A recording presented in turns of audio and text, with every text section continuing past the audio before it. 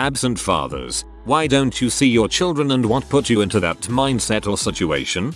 I was the child in this position. My father cheated on his wife and I was born. My father then took me away from my biological mother and forced me upon his wife, who he then proceeded to have another child with. He then simply up and left when I was a toddler. I was still with his wife, who had been raising me my whole life. His wife's finances quickly fall and we lose the house, which forces us to move to a different state to be with a family member. His wife, who was cheated on to create me, raised me my entire life and has devoted herself to me as if she was my biological mother. Throughout my life my father has only shown up a few times and he didn't even bother to help us. TLDR. My father is a dong and the woman who he cheated on raises the spawn of the one he cheated with. My mother and father were never married and broke up shortly before I was born. Best guy my mom was ever with, hands down. Met him when I was 16. Lost touch before I turned 17. He offered to pay more child support than ordered, even after my mom's first husband legally adopted me. His reasoning was that if he couldn't be there all the time, it would be best for me to not be there at all. He's Japanese, so I DK if that factors into it. I'm 39 years old. My dad died 2 months ago. This is a question I'll be wondering for the rest of my life, and the question I hope my kids never feel the need to ask.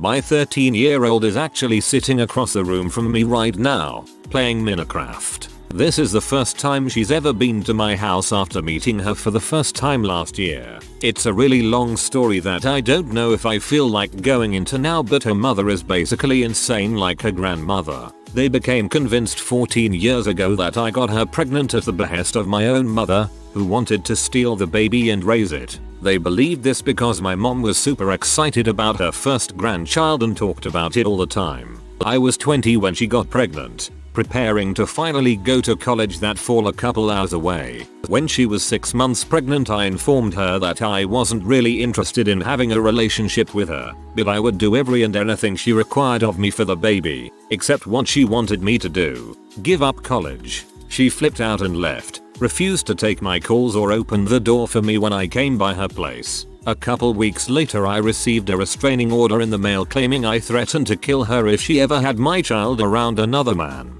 Around this time she also contacted my mom to tell her the child wasn't mine and to stay away from them. I fought the restraining order and eventually got it lifted, but not until after the baby was born.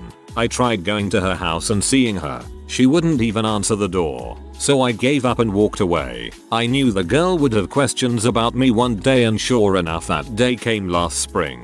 Her mom contacted me to say our daughter was asking about me. We've been building a relationship since. I introduced her to my wife and our 2 children last fall, and then finally last week we were able to bring her to our house for the first time.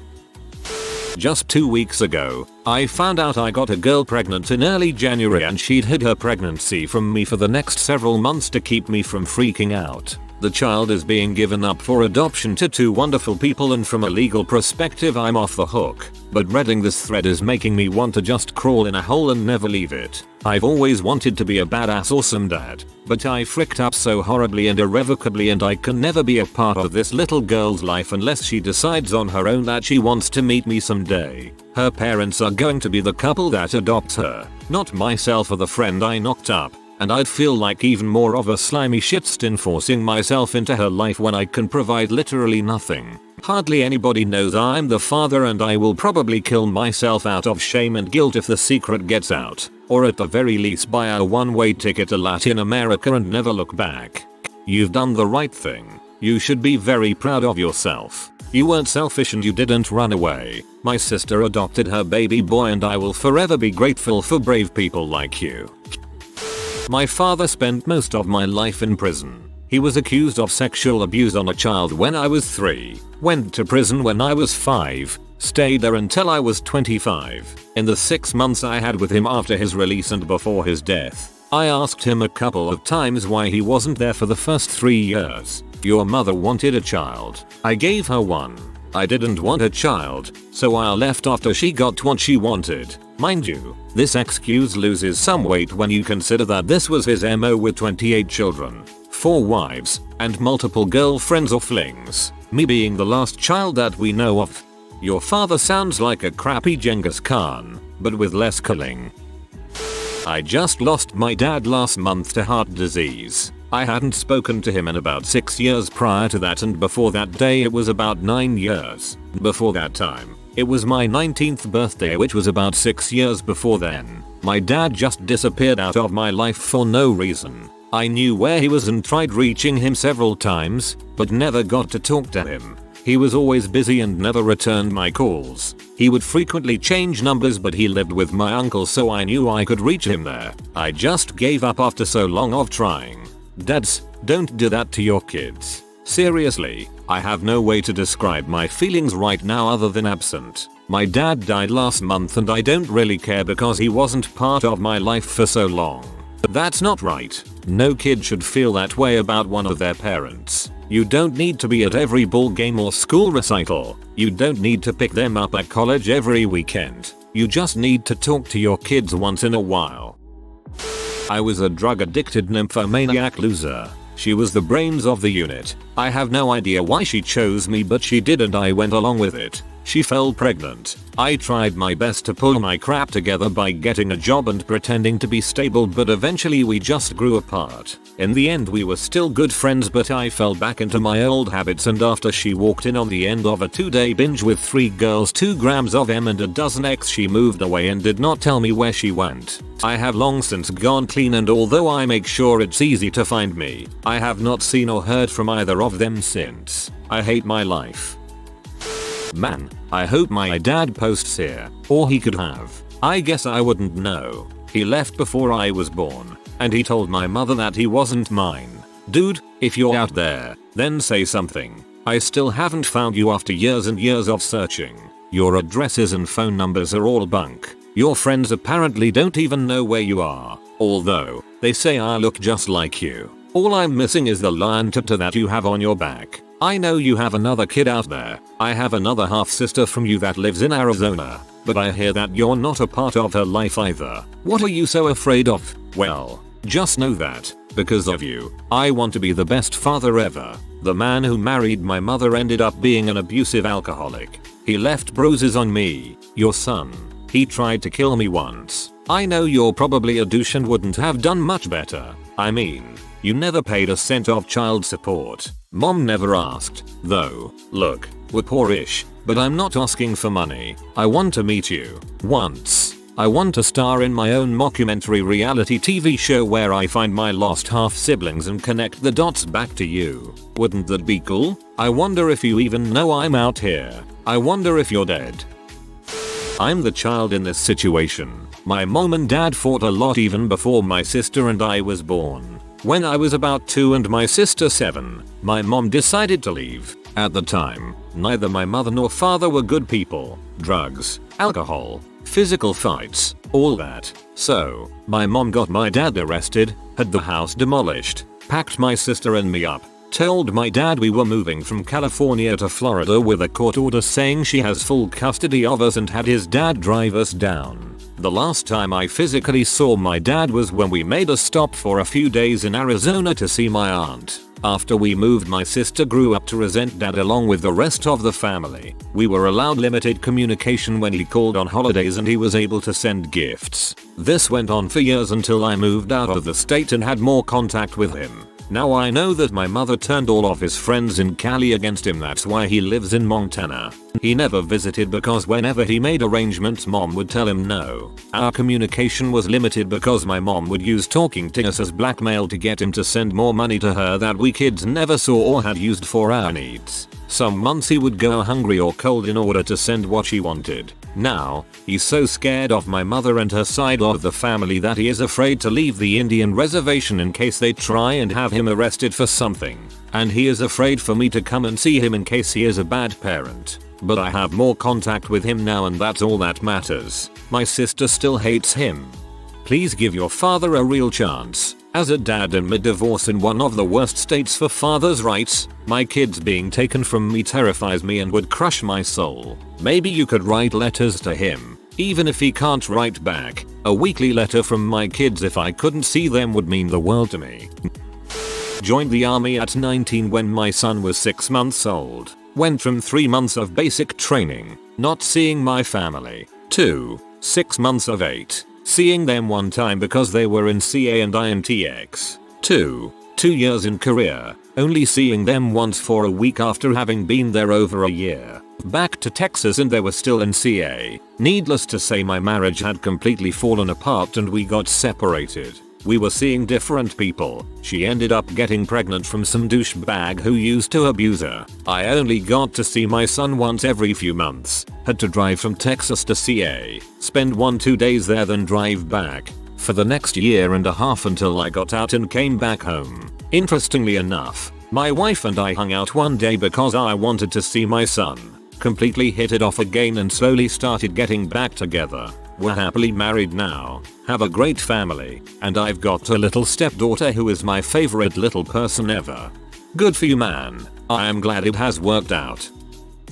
I'm a single mom of 2 kids. I raise one, but not the other. My ex-husband, the father of my youngest child, a son, was an abusive alcoholic. I was 19 and pregnant with our son when I married him. The first time he hit me, I was 5 months pregnant. I wanted to run back to my parents. By that time he had moved us hundreds of miles away from my family, but I was too proud to admit my mistake. I tried to be better though abuse never stopped. He acted like his son hung the moon and stars. He would tell me I was just the pod for his perfect child and other horrible things. He loved that kid more than anything. It drove me to attempt suicide twice. After years of abuse, broken bones and black eyes and mental anguish, I decided I'd had enough, so I left. He told me in no uncertain terms that if I ever tried to take the boy, he would kill me. I believed him. My son was 4. My ex pretty much made sure we didn't see each other often.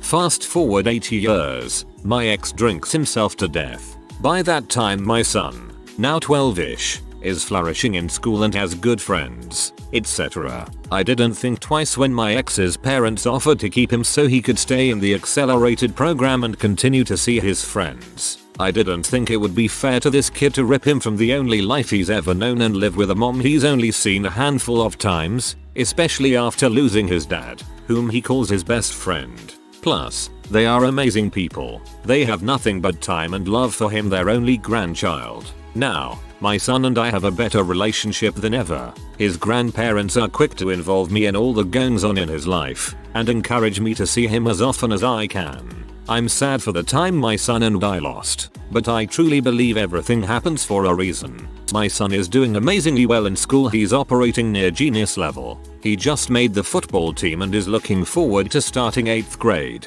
I'm hopeful we'll be able to build on this. TLDR. My alcoholic ex drove me away and kept me and my son apart. When he died, his parents got custody but involved me in every aspect of his life. I'm grateful and thankful for them, and look forward to building a life with my son. My ex drinks himself to death. Good, frick that guy. This dang question. Man, does this one hit home with all the stories of kids waiting on daddy to show up. I was 8, living in an affluent part of Spring, TX when my dad left my mom for another woman he had knocked up from his office. I was absolutely crushed. My 4-year-old sister did not exactly understand, but I did.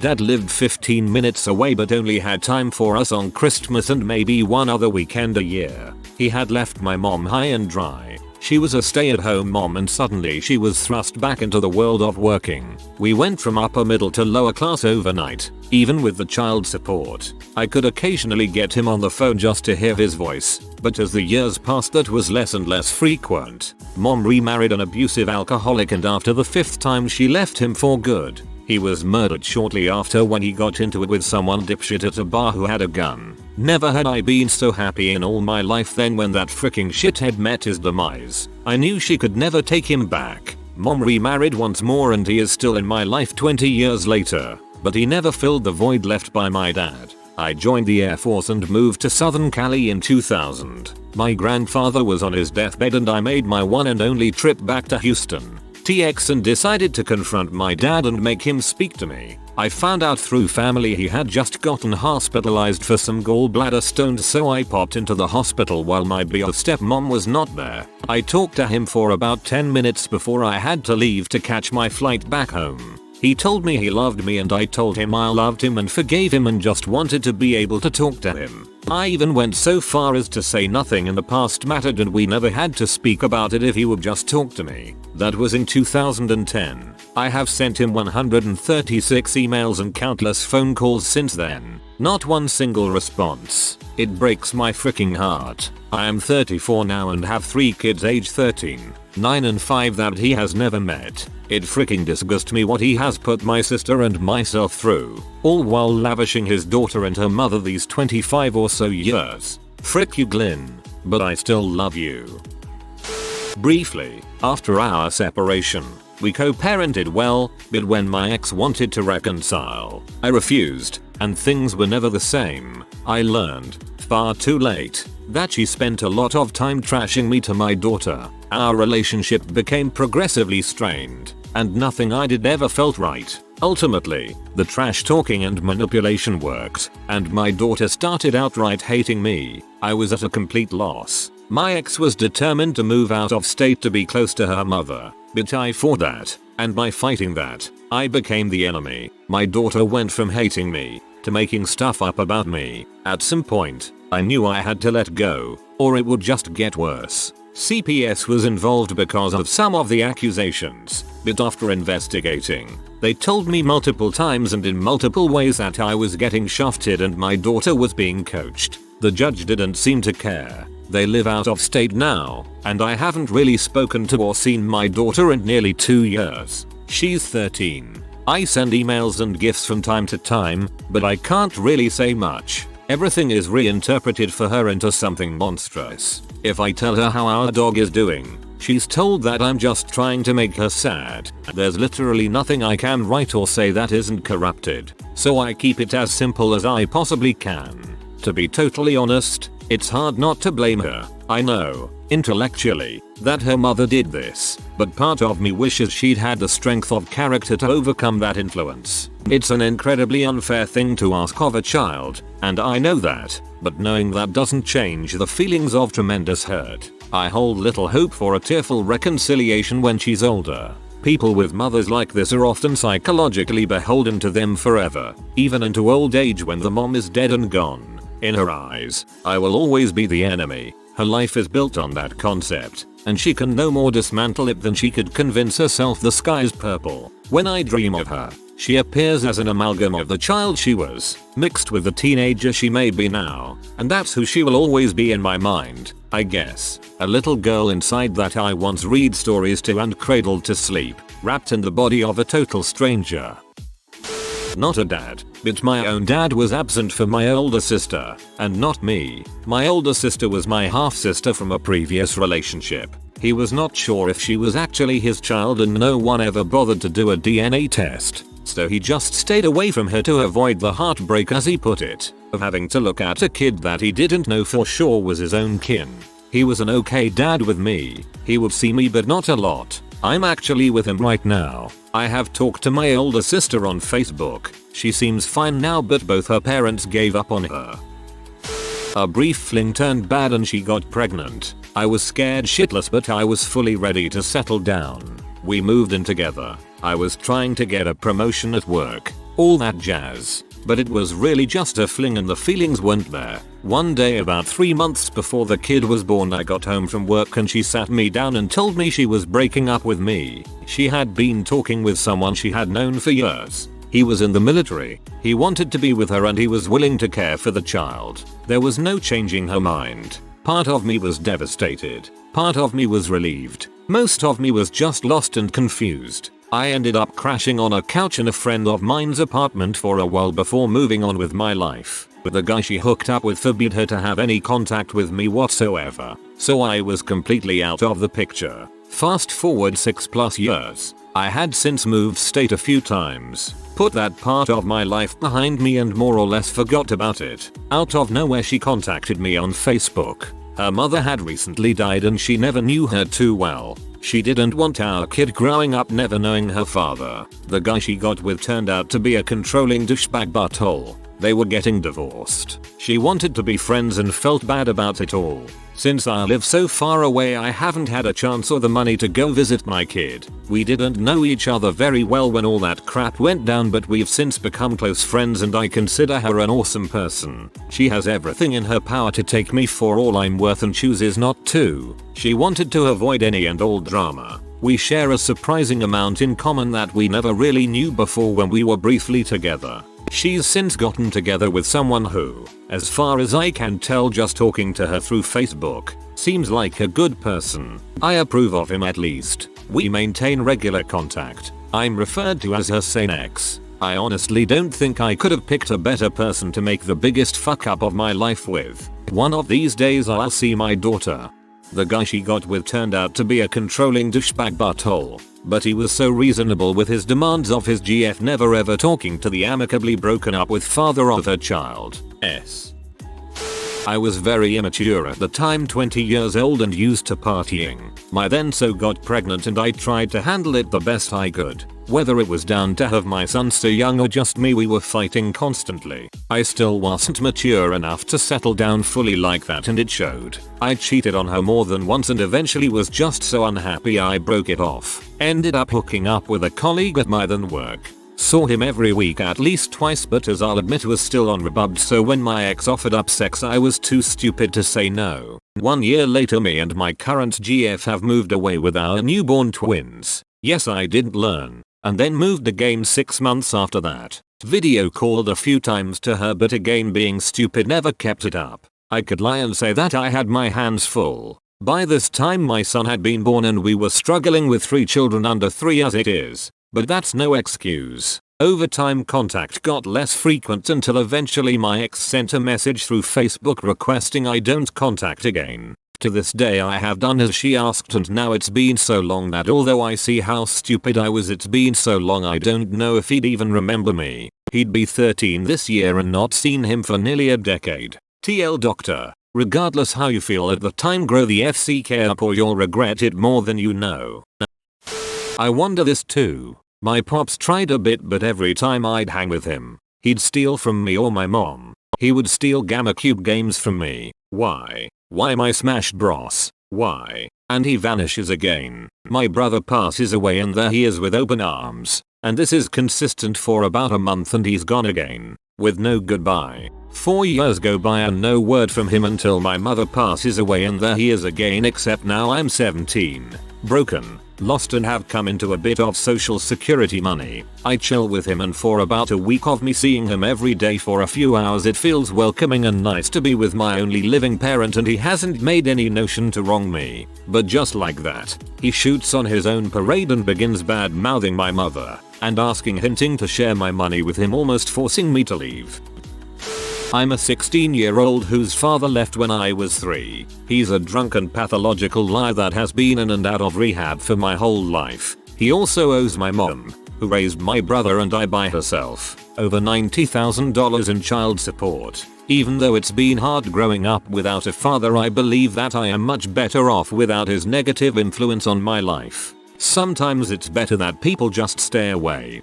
Similar boat. 23-yo. Alcoholic father left at 6. Have not seen or talked to him since. As difficult as it is to deal with the absence of a father figure, it is without a doubt more beneficial to live free of the pain and suffering alcohol and drug abuse inflicts on a family. If you are new to the channel, you can subscribe. I publish new videos every day. Until then, check another video.